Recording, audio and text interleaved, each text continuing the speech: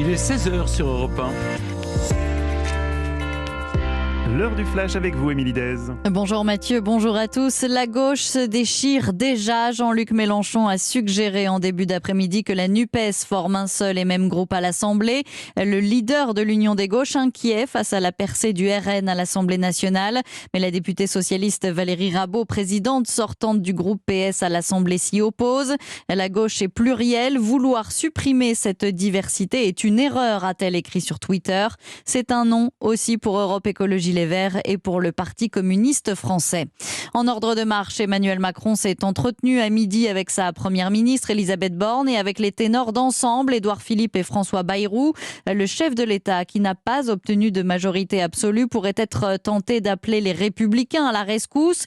Une idée balayée par la droite. On n'est pas là pour bloquer, mais on n'est pas à vendre, assure le président des Hauts-de-France, Xavier Bertrand. L'ancienne candidate LR à la présidentielle appelle de son côté Emmanuel Macron à changer de Premier ministre et de gouvernement. Le gouvernement qui va de toute façon devoir être remanié et vite. 3 ministres ont été battus au second tour. Amélie de Montchalin à la transition écologique, Brigitte Bourguignon à la santé et Justine Bénin, secrétaire d'État à la mer. Elles vont donc devoir démissionner conformément à la règle fixée par l'Élysée.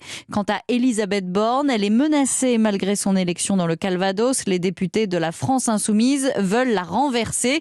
Ils vont déposer une motion de censure. Initiative soutenue aussi par le Parti communiste, mais pas par les LR. Elle a donc peu de chances d'aboutir. Ce sont désormais 32 départements qui sont en vigilance orange, alerte canicule au centre-est, aux orages du sud-ouest, au centre Val-de-Loire, avec des chutes de grêle localement fortes et de violentes rafales de vent, avec des pics jusqu'à 100 km/h.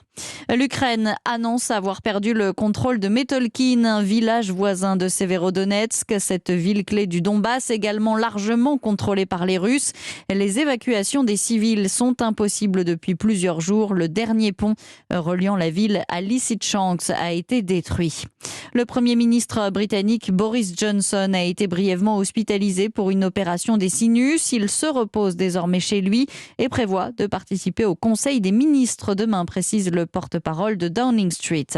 En patinage artistique, Gabriela Papadakis et Guillaume Cizeron annoncent faire une pause d'1 année. Dans ce laps de temps, les champions olympiques français de danse sur glace ne prendront part à aucune compétition. Et puis le tennis, battu en finale au tournoi de Halle, le russe Daniil Medvedev reste numéro 1 mondial du classement ATP, classement où n'apparaît qu'un seul Français dans le top 50, une première depuis 2005. Il s'agit de Gaël Monfils. Europe 1.